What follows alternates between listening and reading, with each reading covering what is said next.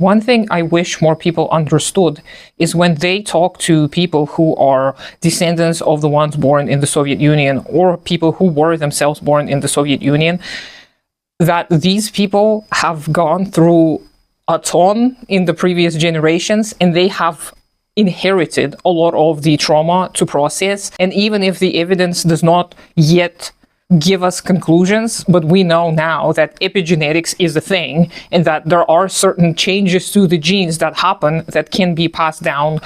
So for example, if a parent suffers from certain type of trauma, it will somehow modify the genes of their child. And of course, I'm not a specialist in these areas, a disclaimer, as I usually do. I will attach some pertaining studies.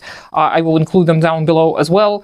If you're interested, please read them. If you are a science communicator, you can let us know what it's all about. But from my understanding, it is the fact that genetically we change as certain generations go through certain traumatic events. It is going to affect the children of these people as well. So the people who were born during different stages of the development of the Soviet Union, they have endured so much trauma due to the Civil War, due to World War II, or the Great Patriotic War, as we call it in these lands, the dissolution of the USSR itself. All of these things have been very, very traumatic. And as a person who was born in 1987, right at the brink of the collapse, I am processing a lot of the things that my grandparents and my parents went through.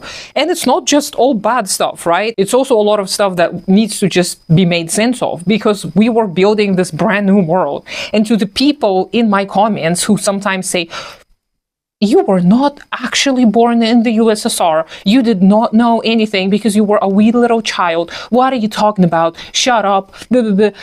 To all these people, I just want to tell you to leave. Just leave me alone, okay? I have no patience with you. If I meet a person like this in real life, I'm actually going to throw hands, because this insults me to my deepest core, because I am a descendant of people who suffered for the fair and just society for everyone.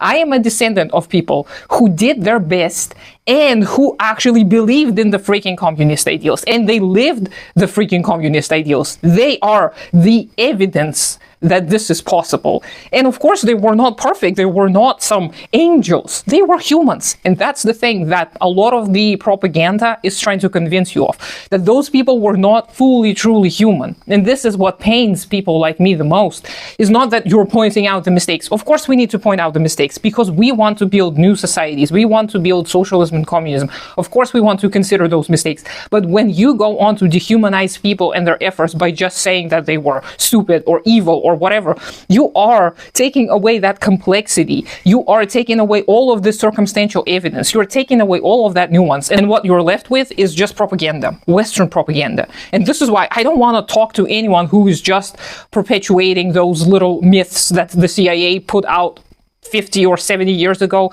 I don't care to listen to all this. If I wanted to hear more of it, I could just go to the CIA website and read it all in their archives, which I highly recommend, by the way, because you can see a lot of the evidence of their crimes against humanity all throughout the world. So I take the insults to my ancestors pretty personally, because I am still having to live in the aftermath of all the things that they were building, and I am seeing how all of this is crumbling around me. I am losing what they were dying for. I am losing all of the things that they really, really wanted me to have.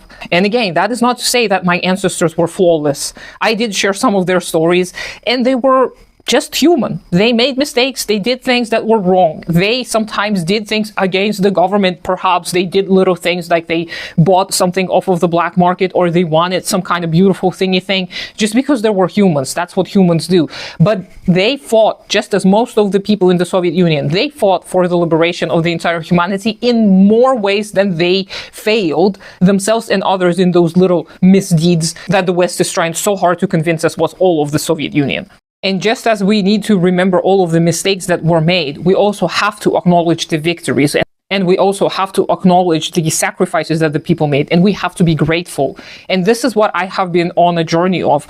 I have come to appreciate so much all of the things that I was given as a child. And I'm not talking about tangible things necessarily. I'm talking more about the mental heritage that I have, all the books and the movies and all of this kindness that was shared with me throughout the years of my life. Despite the horrors of the 90s, despite all the crazy things that I shared before, I still received so much of that kindness and so much of that community care that the Soviet people were so good at. And processing all of that grief of the past and processing all that trauma that is not even mine, it's not easy. And on many, many days, I can't do anything. I can't get out of bed. I can't make myself food. And this has been a problem with me for the entirety of my life.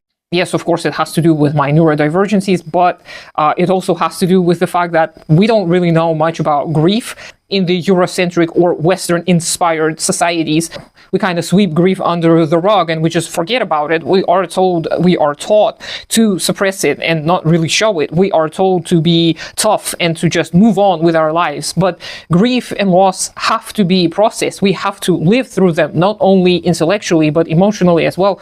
We have to just sit with those bad feelings, with this sadness, with this void within ourselves. And if we don't do that, it's going to continuously affect our life negatively. So this is what I have been doing. I have been grieving for myself and for my ancestors. And I know this is a process that will take quite some time, and it's not a linear process, and there is no clear beginning and end, and it may persist into a few years, and it may persist on a few occasions, and it may become easier on certain occasions as well. So it is a process that most of the people in the world have to go through at different points of their life, but we don't really talk much about it. We also don't really put enough weight into the grieving of things that are immaterial.